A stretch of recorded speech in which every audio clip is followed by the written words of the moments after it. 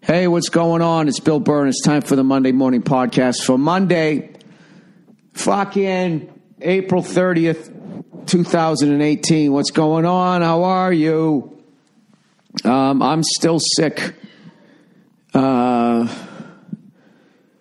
just every time I start to get healthy, I travel again. So I actually had to reschedule a gig, something can't remember the last time I did that. So, because I just need to fucking stay home, and I'm just having coughing fits. I'm having an absolute fucking fit at night. Like, my throat sounds like this.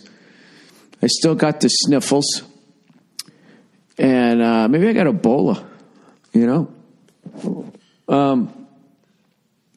But I'm kind of all right. I cough a little bit during the day, but the second I lay down at night, all of a sudden my throat gets all dry and I just have this coughing fit. Now, I'm saying this to you guys because all of you now, without medical degrees, are now leaping to your feet, and you know exactly what's wrong with me and what the cure is. And that's my favorite thing about being sick.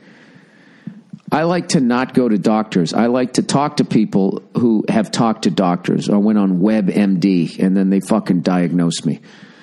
So I just think I need to shut it down for a couple of fucking days and not do anything is what I need to do. But I'm here for you here. I'm doing the fucking podcast.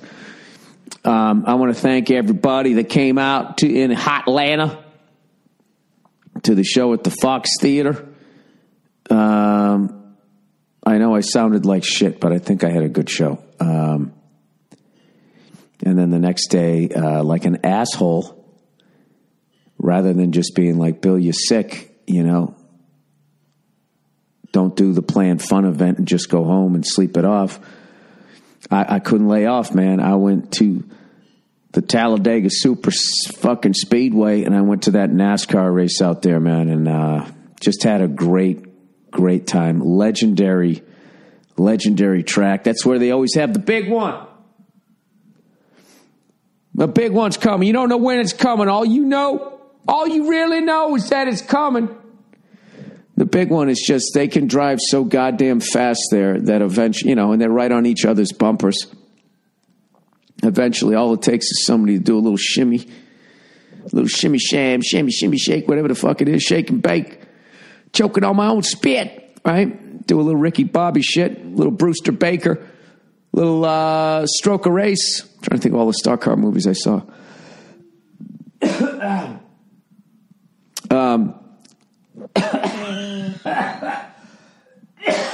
Sorry, breathing too many fumes.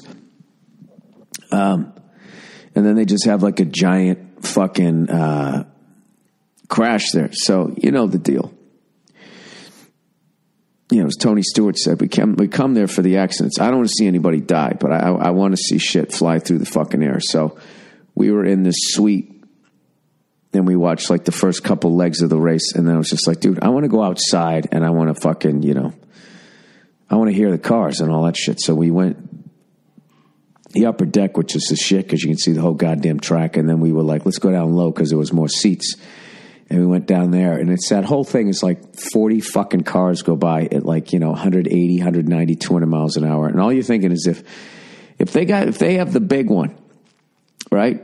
Not right in front of me, because by the time everything, you know, settles, it's going to be fucking quarter mile down the fucking track. It's like if it happens right before me, there is a chance I could take a lug nut to the side of my head and I'll be fucking dead, you know.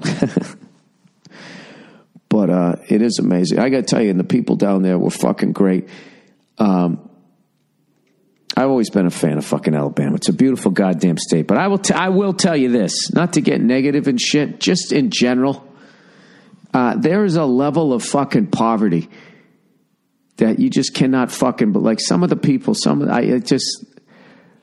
remember a long time ago, Patrice O'Neill told me this thing was fucking hilarious. He said, you know something, Bill? He goes, black people, we are good at being broke.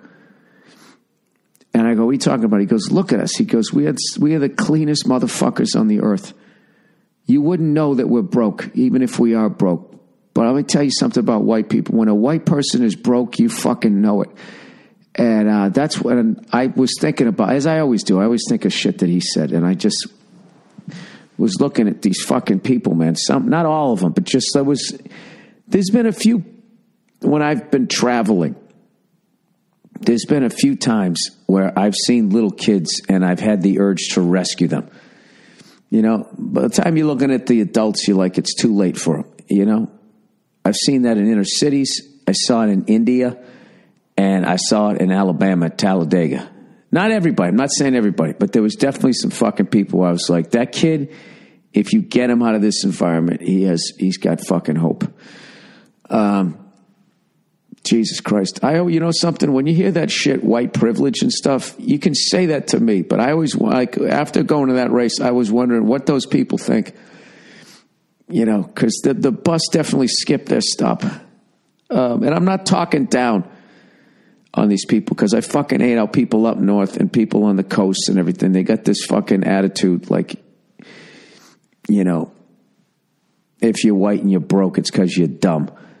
And that's just ignorant because you haven't fucking traveled. But having said that, there was a disturbing amount of Confederate flags that I saw. But like, I don't know. I don't know. I don't get that aspect of it. But the other shit, I'm just talking about feet coming out of the side of your fucking sneakers. I don't know. It was interesting. Definitely, as a fellow American, I was like, you know, we really should be doing something about this. Can we try to help these fucking people out? Now, I know Trump said he was going to do it. He was going to make it great again. And I can tell you right now, I didn't see a lot of greatness there. Oh, shit. Why do I talk about things? Why do I see things and then talk about things? You know what? Because that's what I do. I didn't talk to, you know, I actually talked to a lot of people when I was there. I had a good time. But there was definitely a few people that I just had to take pictures of, you know. But I'm not going to post them just because, you know, I don't want to further any sort of fucking stereotypes. And the people at NASCAR treated me great. But there's definitely, I saw this fucking guy. He had on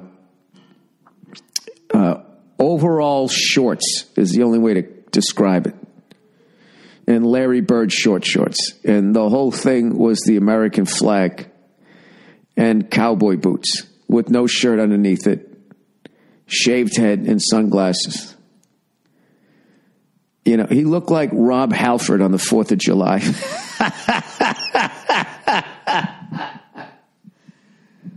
Is the only way to describe it. And he was standing next to a guy. And just fucking bare feet. Looking like he walked out of a coal mine. And, it was fucking just some old school shit and people just smoking like chimneys, like a lot of people smoking down there. And it reminded me of when I was a kid, like the level that people were smoking. But having said that, there was also a bunch of other people that looked fine. I'm just saying. But there was definitely some people you're just like, God damn, that guy is fucking broke. You know? How are you Hawaii and you're that broke? What they're saying out there is that's not supposed to happen. You're supposed to just fucking wake up, you know, and all the doors are supposed to swing open for you with your Hawaii privilege. Well, that happened for me, people. It did not happen for those people. You know what I think a lot of it goes back to? I think it goes back to the Civil War. When you lose a fucking war like that, the repercussions of that, you deal with that for a long fucking time. And, you know, I knew some people that relocated from the north down to the south back in the 80s. Some friends of mine, their parents moved or whatever, and I just remember them calling me up, and they were going, dude, I'm learning shit in school right now that I learned fucking 2 years ago up north. This is fucking ridiculous. There's no fucking reason for that. There is no reason for that. So, I don't know. Did I mention the race was fucking awesome? I was just a little taken aback by shit like that, you know? You don't like to see that. You don't like to see that anyway, right? I don't like seeing people struggling, you know, not having the answers, walking around in jean shorts. But anyways, great fucking food at the track. Jesus Christ, it was delicious food. It had this barbecued fucking something or other. With the coleslaw on it and everything was absolutely delicious. And I love the track. legendary track. And then I loved the bleachers. It was just no frills, no bullshit. You know, it looked like an old football stadium. It was just like, we're just building fucking seats. That's it. No fucking sushi stands and none of that crap. It's definitely a good time. I hope that didn't come off like some elitist Yankee thing. Anyways, plowing ahead. Now we're going to get into my elitist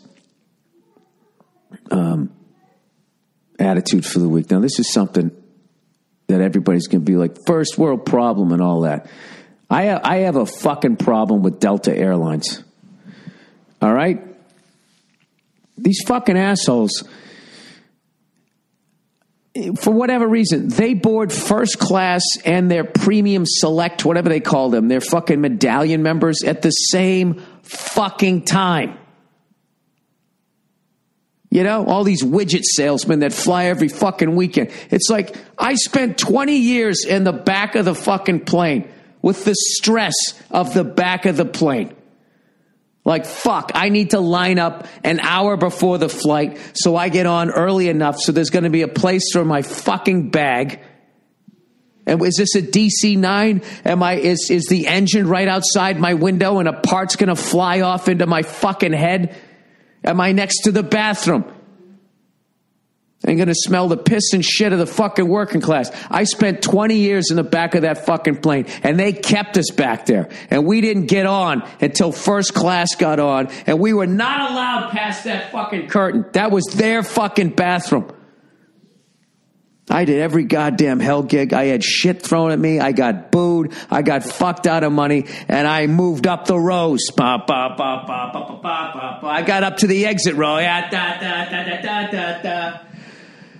I got all the way up there. Now I can finally afford to sit up front, right? And I don't give a fuck that they're like anybody with a limp or a yeast infection, anybody active military, even if you never saw action, even if all you do is counter grenades rather than fucking throw them, you can get on first. I don't give a fuck. You got a stroller and a kid, you're old and in a wheelchair. I don't have a fucking problem with that. These fucking assholes, they take all their frequent flyers, and then these fucking cunts, all right, they line up like a half hour before. So I'm like, where's the first class line? They go, it's right here. I look back, I'm like 40th in fucking line. And now I got the anxiety again. That is not first class. First class is you walk on without a fucking care in the world. That's what I paid for. I walk on without a care in the world, and you pretend that I'm better than the people behind me. That is what I'm paying for, and that is not the experience you get on Delta Airlines. All of these fucking people just fucking... Why can't you just board first class and 2 seconds later have those fucking premium cunts? They line up like a half hour before. Now I got to stand up. I don't even use frequent flyers. I pay full price for the fucking ticket because I can't figure out how to do the fucking... I don't even want to figure it. I want to figure out, you know, how many fucking miles I have with you assholes. What is the ticket price? Here you go. The way a guy shops. I'm not waiting for the sale. I need pants. Those are pants. What are they? Here this is. Give them to me. So I fucking get on the plane, and I get on the plane, and all the first class fucking bids are taken. And I see one that's like fucking 2 rows behind me. And I feel that fucking anxiety. That fucking anxiety that gave me the drive to get up to the front of the fucking plane. And then I'm sitting there, right? I finally fucking sit down and all of this shit, right? And I know you guys are like, Bill, quit your fucking whining. Fuck you is what I say. I'll say it again. Fuck you. All right? Don't call it fucking first class, and don't charge me for first. I want a first class experience. You know? Some of you people sit in the back of the plane. Let's say you went on Wheel of Fortune and you solved a fucking puzzle. All right? And they said that they were going to give you first class accommodations in Laughlin, Nevada. All right? Well, if you came walking into the hotel and you didn't get to go to VIP check-in, you still just stand in line with all these flip-flop wearing fucking overeating jackasses. Is that the first class experience? You know what I mean? They treated me like a $3 whore. You get a $3 whore, you're expecting a certain level of attitude. But when you get a $1,200 to $2,000 fucking call girl, she's supposed to pretend you're interesting and your stories are fascinating. That you're paying for the experience. I'm just letting you know that experience does not exist on Delta Airlines. You're going to get on the fucking plane with the first class seat that you fucking paid for with 40 other fucking people in front of you with their neck braces and their fucking got all this accoutrements they need because those poor bastards are still sitting in the back of the plane. Well, I paid good money. I paid good goddamn money for the fantasy that I am above those people. And I did not get that. And I hope Mr. and Mrs. Delta Airlines hear this fucking thing. And I hope they try to come at me with some sort of voucher, some sort of gift certificate for a brownie sundae the next time I go back to the Atlanta Jackson fucking airport. This is the thing. All this fucking waving in my arms, they're not going to fucking change it. They're not going to change it. And I'm still going to fly their fucking airline when I have to. Because I don't have any. I'm basically an American Airlines guy, you know. In American Airlines, when you fly first class, you get on with the first class people. You sit down, you're fucking fine. And you know what you are? You're an inspiration. You're an inspiration to the rest of those passengers that walk past you on American Airlines. They're looking at you, going, "Look at that sickly, bald-looking, redheaded guy. If I work hard enough, someday I'll be him." Getting on the plane without a care in the fucking world. You fly Delta Airlines, you're getting on with those same fucking people, you know? Those people that are so fat they got the crease in the back like a toddler. You know, toddlers have those cute rolls of fat, you know what I mean? There's a certain level of fat that you get to. You should literally have your arms up, you know, the way a little baby walks. Why am I attacking fat people? You know what? I've traveled... I don't even know how many fucking miles I traveled, but let's put it this way. When I saw that George Clooney movie where he was trying to get 1,000,000 miles, I wasn't impressed. All right? What that man was doing was pedestrian. Oh, and then you met the woman, you found out later she was married. Welcome to the fucking road, buddy. Am I supposed to feel bad for you with your full head of beautiful salt and pepper fucking hair? Hang on a second. Huh? Your villa in fucking... Italy. Am I stalking him? All right, I want his life. Anyways, I just don't like that Delta has put me in the position to expose myself for the elitist cunt that I am. All right? I'm not saying that I'm better than the people in the back of the plane. What I'm saying is I got paid to be treated better than them. And I don't want to be lumped in with all these fucking contest winners. All these fucking widget salesmen that fly your goddamn airline every fucking weekend. So that now they board. What the fuck did they pay for that ticket? $300? You getting on with me? How dare you put me in that position, Delta, Mrs. and Mrs. Delta Airlines? I should have got a fucking discount on my I just wish there was a fucking phone number that you could call and actually talk to a person, and I could just be like the biggest asshole ever. When I get on your airline, I do not even want to see people beyond the other side of the curtain. During the fucking flight, like people just waltzing right up, just using the fucking bath. Everybody gets a fucking ribbon now. Everybody's in first place. The fuck out of here. Get out of here with your economy seating shits. You take those in the back, buddy. You take that in the back. I don't want to listen to your fucking Cinnabon farts up here. Okay? This is first class. We have silverware. No, I don't give a shit if you use the bathroom. I don't give a fuck about any of it. The only thing I fucking want is what I'm paying for is you go first class and I just mosey onto the fucking plane and stick my bag right above my chair and I sit in a chair that's actually fit to be used by a human being. That's all I'm fucking paid for. I don't give a fuck about your meals and all of that other bullshit and that you call me Mr. Burr and ask if you can take my fucking hoodie and go hang it up. I don't give a fuck about all of that. I'm paying for no anxiety. Like, is the bin going to be there? All of that is supposed to be gone. You know, it's like winning the lottery. That's what flying first class is. You fly, this is the thing about first, you fly first class, you don't want the flight to end. That's how great first class is supposed to be. Delta has somehow lost, they forgot what the fuck it was. You know what I mean? You know what I blame all of this on? Oh, I'm on a red. You know what I blame all of this shit on? Fucking casual Fridays. Casual Fridays fucking ended it.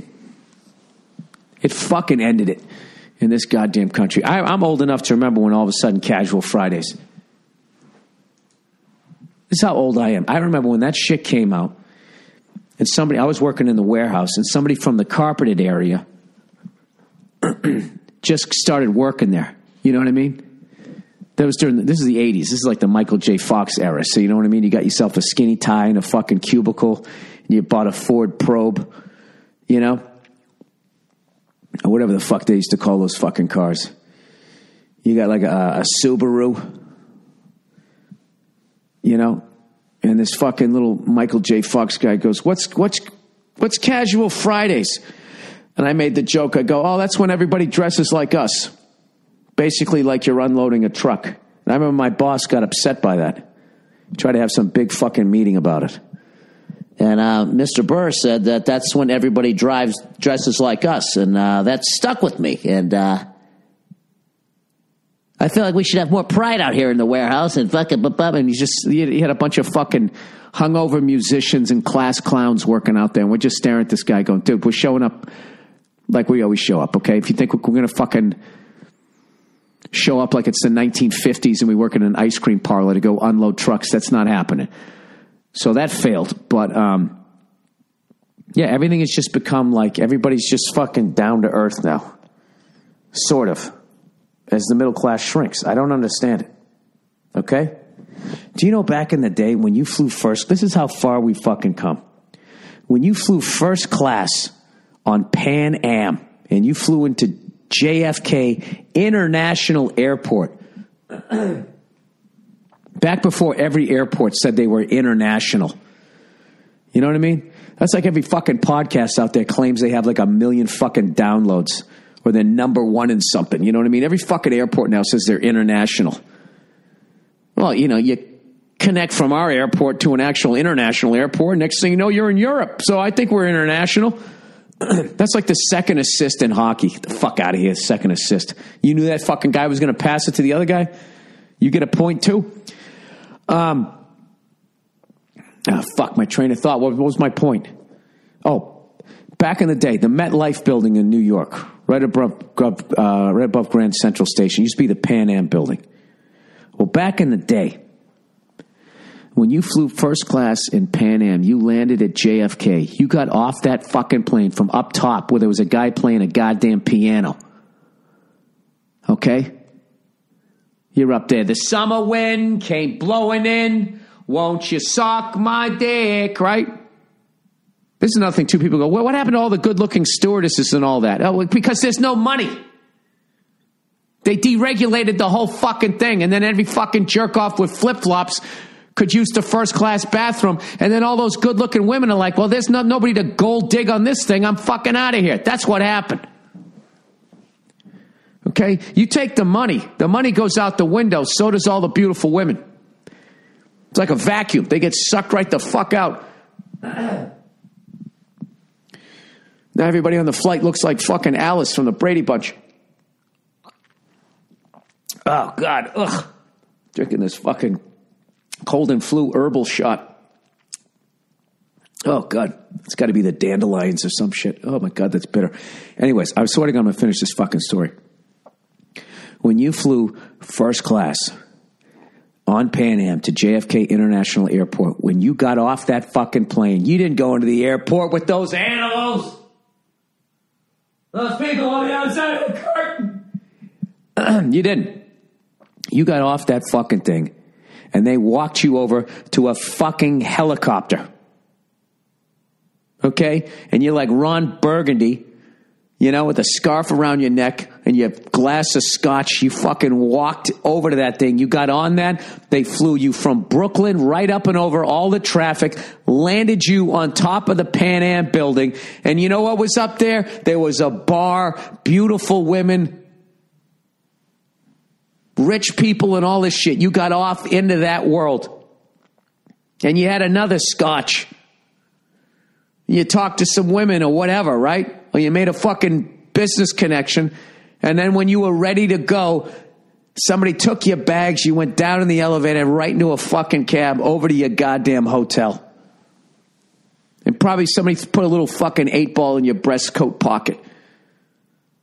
We've gone from that to what I experienced in Atlanta on Mr. and Mrs. Delta Airlines. Okay? I missed it. I missed my window of when first class was first class. Sometimes you just got to admit that you missed it. Like, I feel bad for millennials. Like, when I look at all the shit that they're going through and all this climate change and all this crap that they're going to have to fucking deal with the ramifications of. I look back, as I'm dealing with turning 50, I'm like, you know what? It's kind of cool that I got to live through the 70s, 80s, and 90s. And I think, now when I look at people in their 60s, 70s, and 80s, and I'm thinking, like, you know what? That guy right there, that guy probably got his dick sucked on a helicopter ride from JFK over to the top of the Pan Am building. That guy knows what first class is. All right.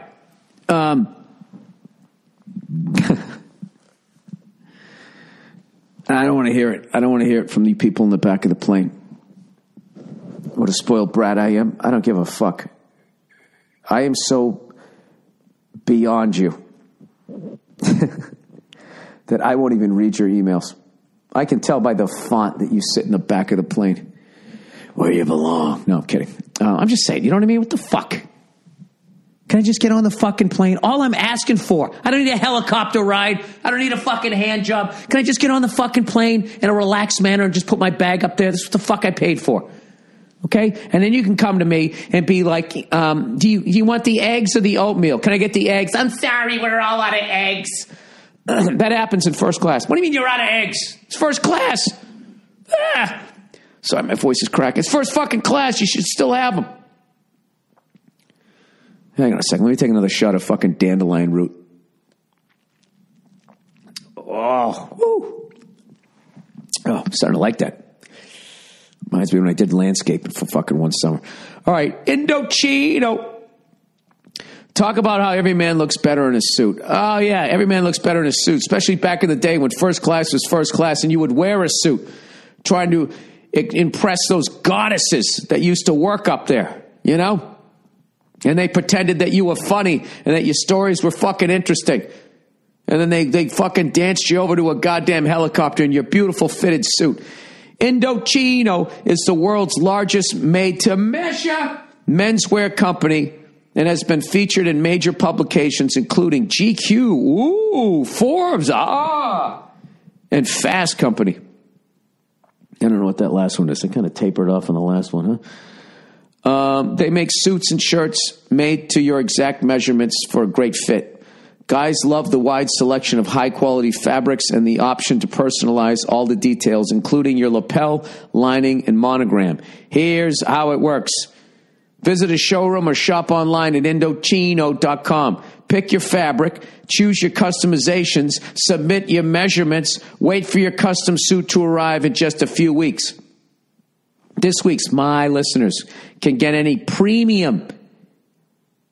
I hate that word at this point after watching what the premium people got getting to board at the same time is my privileged white freckled ass. Any premium Indochino suit for just $379 at Indochino.com when entering Burr, B-U-R-R at checkout. That's 50% off the regular price for a made-to-measure premium suit. Plus shipping is free. That's Indochino.com. Promo code Burr for any premium suit for just $379 and free shipping. Incredible deal for a suit that will fit you better than anything off the rack ever could. All right. Oh, look who it is. It's the Black Tux. just like the Ohio State. Dude, I fucking love this shit, this dandelion stuff. Oh, Jesus, what a fucking aftertaste. Then it gets good. Starts tasting metallic. Show the straw. The Black Tux. The Black Tux. Wedding season is upon us. I'm so happy I'm on the other side. You know, sometimes when I see somebody in a wedding, I'm so glad that I'm on the other side of that, you know? And then I look at people that have started a family and they're done having kids, you know? Because we're debating possibly having another one. I don't know. I'm pretty fucking old at this point. What am I, Tony Randall? But like when I just see somebody that they're married, they have the amount of kids that they're going to have, and they're just on the other side of it. Okay, they've taken they set sail. This is what we're doing. You know, they're together. The shit is working. You know, even though I had one of the great weddings of all time. I had such a great time at it. Just the stress. You know, I have anxiety. I think that's what it is. I'm always thinking like where's the fucking slap to the side of the head coming from? Anyways, wedding season is upon us. You're going to be doing it big and going all out. All right, going out to all of your buddies' weddings. Nice copy. I like that. Your buddies' weddings. You're not the one locked and loaded. You're not locked in. You're not getting waterboarded. You're the free guy, running around with your bow tie off, banging all the fucking drunk chicks. When you're bringing a date, you want to look fresh, but it has to be convenient. Who brings a fucking date to a wedding? That's the dumbest thing you could ever do. When are you going to ask me to get married? That's where the Black Tux comes in. Fuck that. You get a tux, you go stag. The Black Tux has awesome suits and tuxedos and all kinds of styles, and you rent them online. There you go. You get a tuxedo with a little bit of flair. You show up, you know, with your little pompadour. All you got to do is act like you're interesting. You know, the anxiety that women feel at a wedding, that it's not them. I'm telling you right now, they're going to fall right in your fucking lap. Just wait for a slow song to come on. You know, we both lie silently still in the dead of night. Who would have poison at their wedding at this point? Somebody getting married for the third time. The Black Tux offers the kinds of suits and tuxedos styles that would normally be wildly expensive to buy, and you might only wear it once. Like the Emerald Shawl tuxedo. It's funky, motherfucker. It's cool, but how many times are you going to wear it? How many times are you going to wear an emerald green tuxedo? With the Black Tux, you can do you and blow it out for your big one-time event. I can't read anymore. With the Black Tux, free home try-on. You can see the fit and feel the quality of your suit months before your event. After orders. You know what gives orders? Balls. Your suit will arrive 14 days before your event. If anything is less than perfect, the Black Tux will send you a replacement right away. And remember how simple returns are. Wear it, turn heads, then send it back 3 days after your event. Shipping is free both ways. Stand out at your event for the right reasons with the Black Tux. To get $20 off your purchase, visit theblacktux.com/Burr. That's theblacktux.com/Burr for $20 off your purchase. The Black Tux, premium rental suits and tuxedos delivered. Oh my God, I got two more of these. Oh, but they're nice and short because these people understand my intellect. Dollar Shave Club, dude. If you ever shower or brush your teeth or try to make your hair look presentable, here's some good news. Dollar Shave Club has a lot of stuff to help you out. Dollar Shave Club. Yes, that's Dollar Shave Club. What? Dollar Shave Club delivers everything you need to look, feel, and smell your best. You name it. Shampoo, conditioner, body wash, toothpaste, hair gel, even a wipe that'll leave your tush feeling tingling and clean. So fresh and so clean, you'll be a big fan of their amber and lavender calming body cleanser. After you try it the first time, I just immediately envisioned someone stealing my fucking kidneys after they put that shit on me. Good luck finding a product that great at the store. All of Dollar Shave Club's products are made with top shelf ingredients that won't break your budget. You feel the difference. Plus, shipping is free with your membership. The only thing they're missing is a lube for you to rub one out with. And here's a great way to get a bunch of Dollar Shave Club products. For just $5, you can get their Daily Essentials starter set.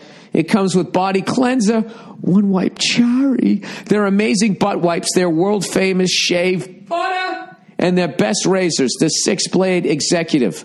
Keep the blades coming for a few more bucks a month and add in shampoo, toothpaste, or anything else you need. Speaking of your next month, for a limited time only, use code BURR at checkout to get $5 off your second month of the club. That's code BURR at dollarshaveclub.com to save $5 on your second month. Join the club today. All right, stamps.com, everybody. I think I need a shot of dandelion juice here. Oh, yeah. Oh, my wife asked me, she goes, what does that taste like? I said, burnt eyelashes. I don't even know what, that's just the first thing I thought of. Stamps.com. U.S. Postal Service is an important tool for any business. Stamps.com is the easiest way to access all the amazing services of the post office. Stamps.com never fucking closes.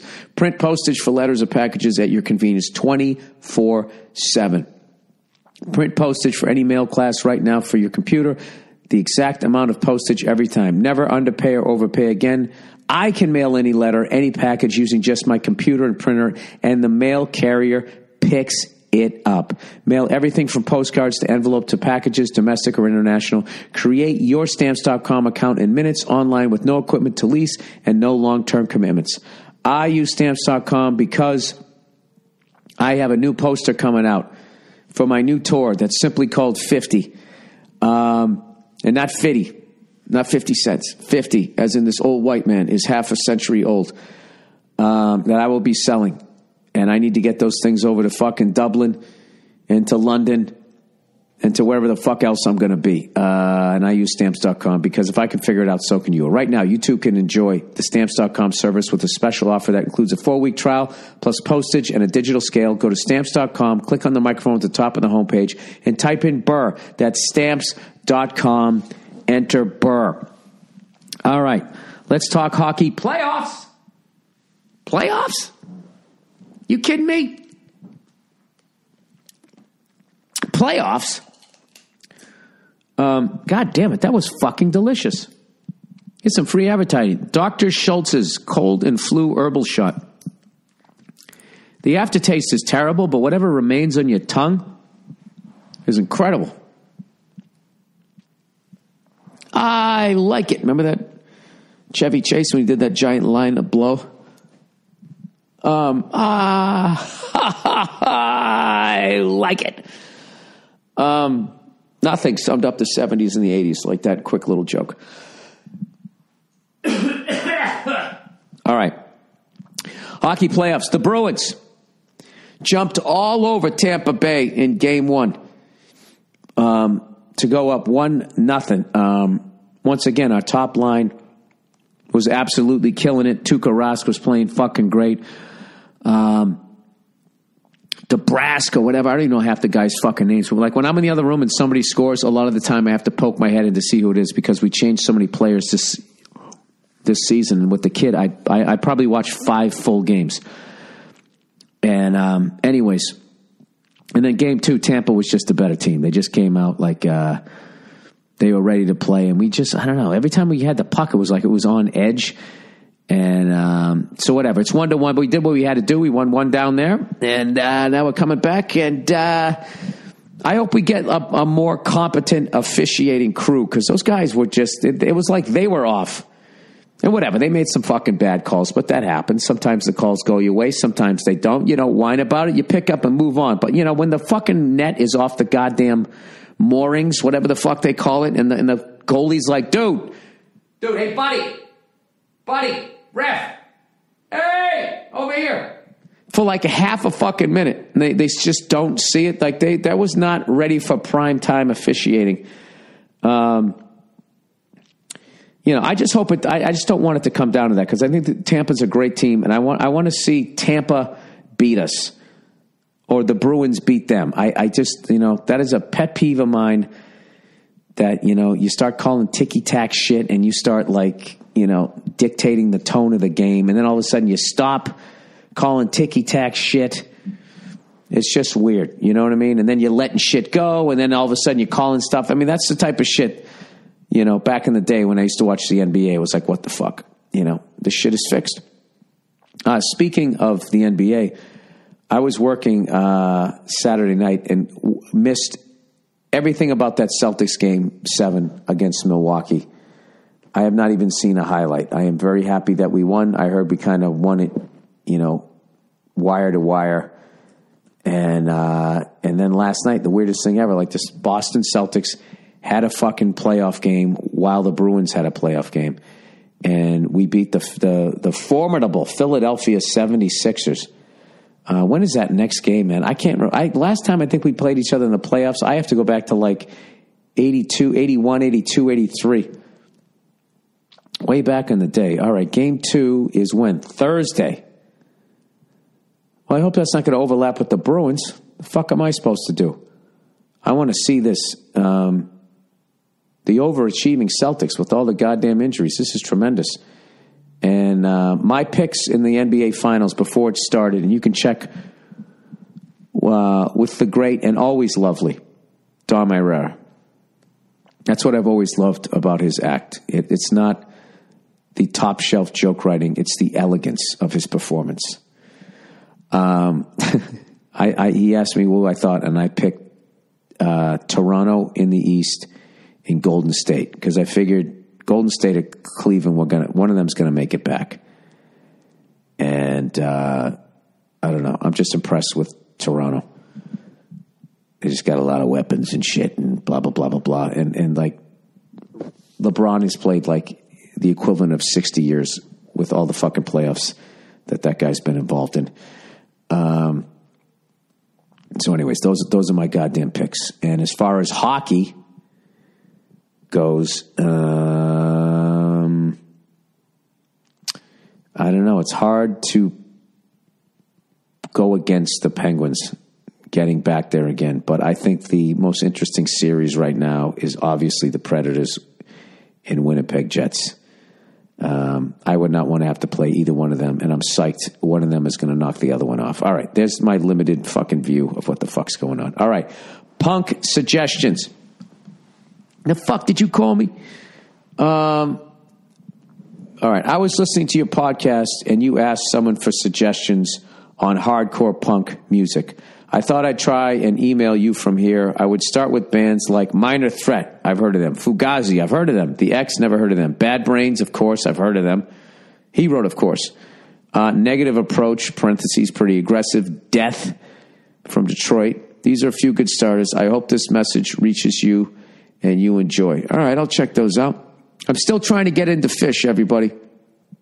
They haven't quite grabbed me. All right, bullshit. Guy needing AR-15 to defend against coyotes. Oh, my God. He's in the middle of fucking nowhere. He's making you cheese. Hey, Sir Billiam Cunt, I'm calling bullshit on the guy who wrote in claiming he needs an AR-15 to protect his goats from coyotes. All right, okay. Well, I hope you're a gun owner and a fucking rancher. I grew up in a rural town in New Mexico. All right.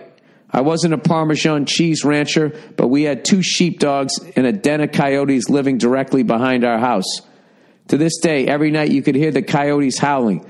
The guy doesn't need a machine gun. He needs more than one dog. Oh, shit. Shots fired. Seems like common sense, honestly. There are breeds of dogs that have been bred for centuries to protect sheep from wolves.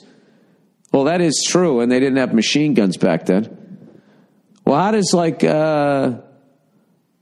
one sheep or 2 sheepdogs fend off a herd of coyotes? You know what that sounds like? That sounds like the sheepdogs are playing basketball and the coyotes are doing some and one shit.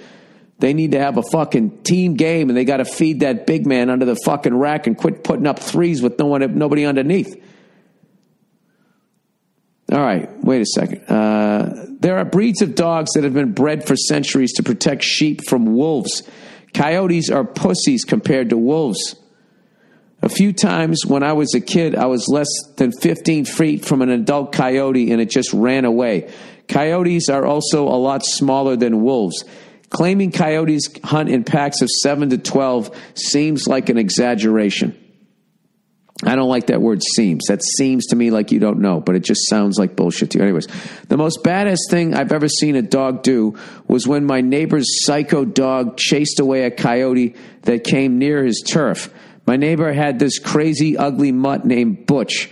Butch was the kind of dog where if the football or baseball went over the fence into Butch's yard, the ball was gone. One day when I was a teenager and I was walking up the road and there was a coyote walking near me, I wasn't scared because the coyote was just minding his own business. Any fucking wild animals have a different look on their face, okay? They're killers, you know? It's like hookers. You know, there's a different look. When a hooker looks at you, it's real. All right? They're not fucking just trying to get a drink out of you. Then I see Butch jump over this 5-foot wall and land in a dead sprint. Quote, "Oh, Jesus, this is going to be good," I thought. He beelined straight for the coyote and without any hesitation or fear, hit the coyote like Walter Payton on cocaine. It definitely would have been on SportsCenter's top 10 or some YouTube video, hardest hits in the NFL. I love that you went with Walter Payton. He was one of the most aggressive offensive players. Larry Zonko was the first offensive player to get an unnecessary roughness call. He was on his way out of bounds and someone went to hit him, and he just gave the guy a forearm shiver to the face. Then Butch and the coyote got into a scrappy ghetto street fight, and eventually the coyote ran away. This all happened within 10 yards of where I was standing. Well, that was just one, and it sounds like the coyote fucking threw some hands too, though. Dogs are badass. They can recognize threats and step up with no fear. They also used to be wolves. They're like wolf light, right?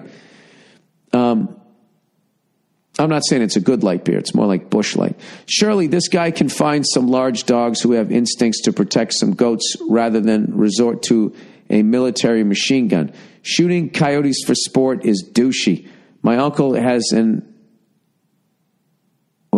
Anatolian shepherd. Okay. And it was apparently bred for guarding livestock. Massive dog. Have a good summer and go fuck yourself. Well, what's the overhead? What's the overhead on the dog? Jesus fucking Christ. Look at that goddamn thing. The males weigh from 50 to 65 kilograms, which is 110 to 143 pounds. Females are 40 to 55 kilograms. That's 88 to 121 pounds. They're like 32 inches, 29 to 32 inches high, 28 to 31 inches high. Jesus Christ. That's a big-ass goddamn dog. Well, let's look at the coyotes, the tail of the tape here. Coyote stats. This is going to take me to the Phoenix Coyotes. Coyote. Animal. Wikipedia. Let's see what you got here. Actual coyote or a man? No. Coyote attacks on humans. Attacks generally identify the animal in question as simply coyote.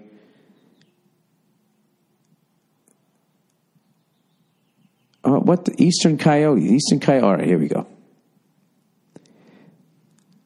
Let's see what they don't even have their stats. I don't like that. That's like when a movie goes to the theaters without being reviewed. The eastern coyotes is a wild North American canine of mixed coyote, wolf, and dog parentage that is present in New England, New York, New Jersey, Pennsylvania, all those fucking places. So they're basically like stray dogs that then got fucked by wolves. Is that what happened? That didn't get killed? All right. Okay, I don't care anymore. All right. Well, some people, you got a 150-pound fucking dog. I mean, what do you got to feed that thing every day? How much are bullets? I mean, I don't know if it's like I don't know. Hey, the guy who wrote in with the Parmesan cheese farm and feta cheese, let me know, what do you think about what this guy's saying? I mean, as far as I'm concerned, what the fuck he just says, you got Swiss cheese on your farm now, buddy. You got a bunch of holes in your argument. Please write back. All right. Cops use DNA to, I can't say this word, genealogy website. Genealogy. All right, let's look this up. Genealogy, pronunciation. I love this. This is just for dumb fucking people. How to pronounce genealogy. That is it? Here we go.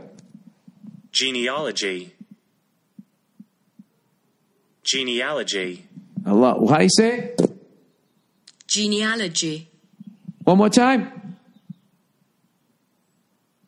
Hey. I love how they say it like 5 times. Genealogy.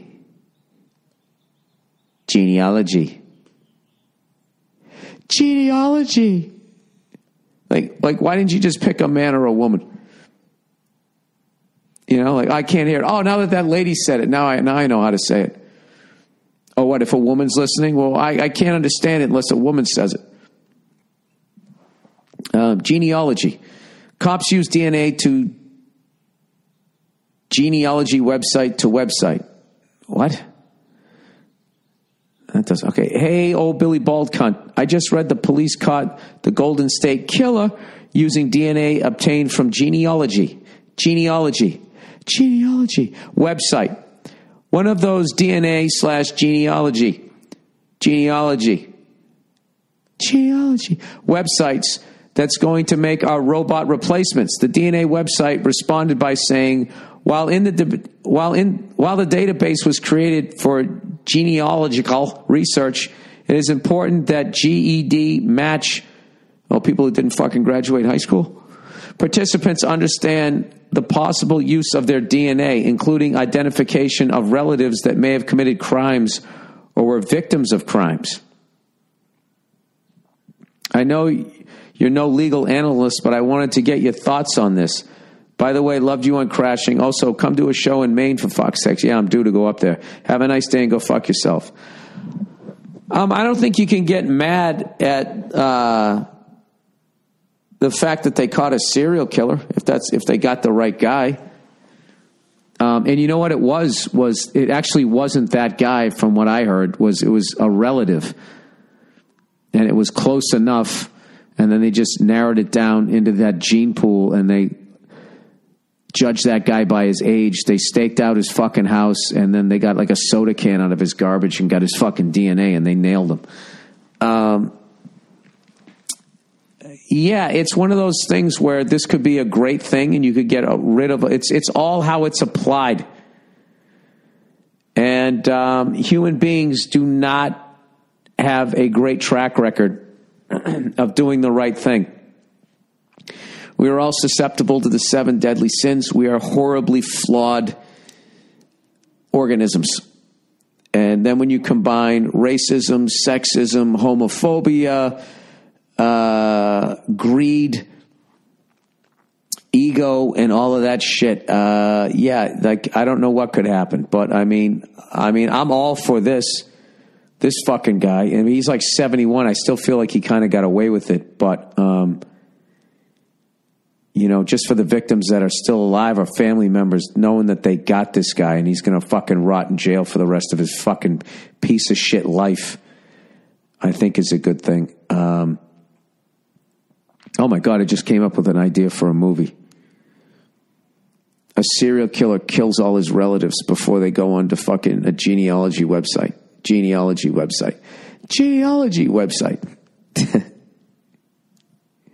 It's a comedy. They're going to find out that he's the fucking jet ski killer or some shit. I don't know. And then he's got to be like, and he never goes to social events within the family. He's always been a loner. All of a sudden he starts showing up to all the Christmas parties and he's asking questions. And at every party, somebody dies. So he's got like 10 family members. And, the first one he kills at Thanksgiving, maybe Halloween, then Thanksgiving, then Christmas. Then there's like a fucking graduation. I don't know. He just, Flag Day, he takes out his fucking uncle. And then the local cops, they've never seen anything like that. They're in a quiet town, to use that trope. And all of a sudden, there's his family members, they're all dying, and then everybody feels bad for the fucking loner because he's losing all his family members. And then finally one day, the fucking, upstart, you got the fucking old sheriff, he's seen everything, God, I'm too old for this shit. And then you got the upstart, you finished the fucking movie. You finished the fucking movie. I don't have time for that shit. All right, Black Republicans, everybody. Dear Mr. Burr, I very much enjoyed your show at the Fox in Atlanta. I went with my wife, parents, and in-laws. Thank you for your laughs and perspectives. Well, thank you. Would you mind sharing your thoughts on Kanye's recent comments and the backlash from Hollywood and Democratic elites? Why do they always say elites? There's Republican elites, too. I myself am a black Republican who changed parties after the first Clinton administration for a great many reasons. It's a bit unnerving hearing people cringe over the idea of a black Republican, and it is disrespectful to marginalize my opinions and articulations because of my affiliations. It's very telling that people who defended Kanye and championed him when he attacked George Bush are now casting him aside because he does not agree with their groupthink. Thank you for your service. And go fuck yourself. There's this whole thing with liberals that they feel like all racists are Republicans, and then they also aren't aware of their own fucking racist thoughts, prejudiced thoughts, and fucked up. If you really pay attention to your thoughts, the information your brain is going to give you during the course of a fucking day, you're going to think sexist shit, homophobic shit, racist. You're just going to think shit that if you said it out loud. I've always said that. If everybody's thoughts were made public, could anybody go to work on Monday? Would you have a fucking job? And you wouldn't. So, on the other side, the fact that Trump didn't tweet once during Black History Month, said nothing as far as I'm aware of on the 50th anniversary of Martin Luther King, the fact that he fucking could kind of see both sides with neo-Nazis and people who didn't like neo-Nazis, said, both sides are violent. I understand that level of backlash. I don't understand people that just feel that their party is just completely unflawed. I don't understand that. Having said that, I think Kanye just has an album coming out and MTV doesn't exist anymore. And that people at his level, they create controversies as a way to get free promotion. That's what I think. I don't take it seriously, and nor do I give a shit what his political affiliation is. I don't care, and I don't care that you're good for you. I get it. A lot of people become Republican when they make money, and then they realize how much money you have to fucking give away in fucking taxes. If you actually have the audacity to become successful.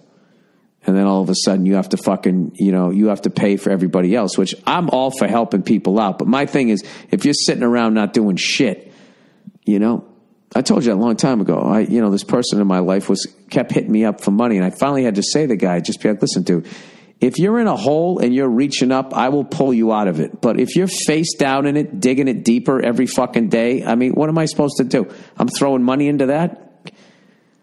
You want to keep doing fucking drugs and I'm also supposed to give you money? Get your fucking life together and help yourself out and I'll help you out, So I see, I see all sides of the shit, and sometimes I land, it's funny out here in Hollywood, people think, someone was telling me, said people think you voted for Trump, which I didn't. I kind of see I don't know. It's really a situation to situation decision. You know what I mean? Sometimes you punt, sometimes you go for it on fourth down. It depends on where you are in the field. You have to look at it that way. You can't just 100%. We're going for it every fucking time, or we're kicking it away every fucking time. So I'm old school where I respect I'm just happy, sir, that you're voting, that you're politically active and you're fucking paying attention. That's a lot more than I can say for myself.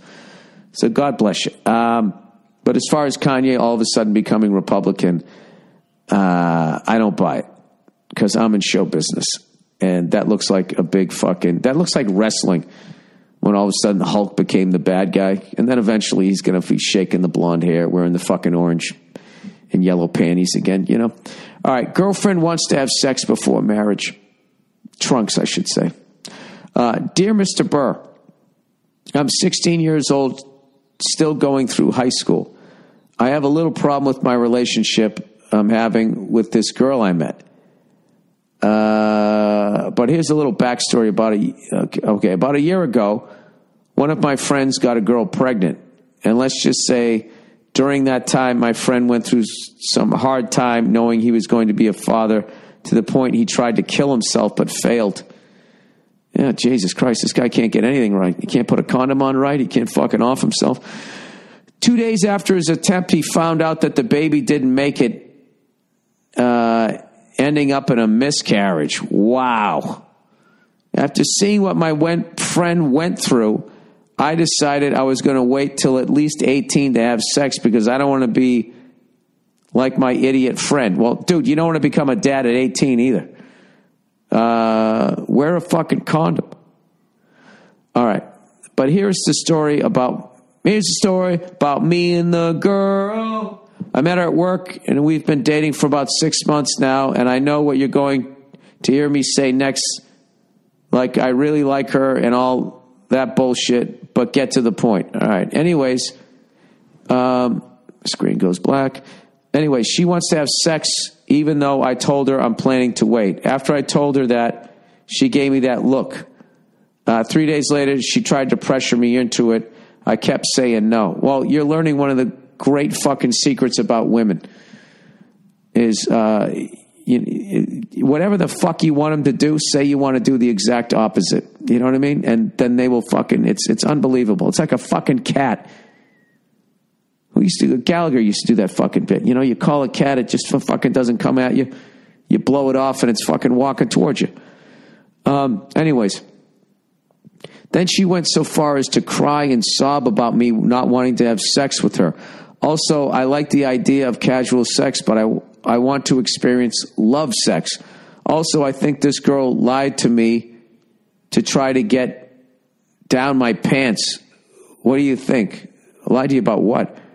Burr balls, and stick your dick up your asshole, a.k.a. go fuck yourself. You kind of all over the map here, and you also left out a lot of sentences. She lied to you. Like, I don't know. I just do what the fuck you want to do. If what happened to your friend had such a psychological effect on you that you don't want to have sex, don't have sex with this person. That's it. And women cry and sob all the fucking time to try to get their fucking way. It's bullshit, okay? Unless you slugged them in the arm, I don't know what the fuck they're crying about. You know what I mean? You're crying. I could see if you're upset, if you're depressed, but you're crying. Here's the thing. Don't do this, but this is what I do, because I've said that to women, like, you're crying over this? How old are you? Watch how quickly the tears stop and they immediately switch to fucking anger. You know what I mean? Their ability, how fast they can stop crying and then fucking start yelling at you. Like, going back to whenever I cried when I was a kid, I mean, I couldn't just stop that, you know? I'd be like, fuck you! And I would still be crying. They immediately just stopped fucking crying. Bam. So, here's the deal, dude. You're actually... What you're doing to this woman is you're actually, you know, like when you play a video game, one of those fighting video games, and you don't know what you're doing, you just push a bunch of buttons, and all of a sudden your guy does something special, but you don't know how the fuck you did it. That's what you're doing with this. You know, this is completely role reversed. She's crying because you're not going to fuck her, like you're in a boy band, like you. Through acting the complete opposite way as of every other guy has so mind fucked her that she's acting, you're getting treated like you're fucking Justin Bieber or some shit. Yeah, she's making this all about herself. She feels fucking rejected. Because this is the thing. Women know the power that they have over us. And the fact that you, at the height of where you should not be able to walk away from it, are walking away from it, is fucking with her. In her level of I don't know, power, I would think. This is also, I'm really fucking stupid and don't know shit about women, but sometimes I do. Remember that Mel Gibson movie where he was a conspiracy theorist and he threw out all these crazy ones, but every once in a while he was right? That's how I am with women. Every once in a while I'm fucking right. So what I will tell you this, though, what I do know is you should do what the fuck you want to do. All right? And, yeah. I believe Hootie and the Blowfish said it best when they said, let her cry. Remember that song? Let her cry. And when the sun comes out tomorrow, let it rain. Whatever the fuck he said. How smart was Darius Rucker when he got out of that fucking band?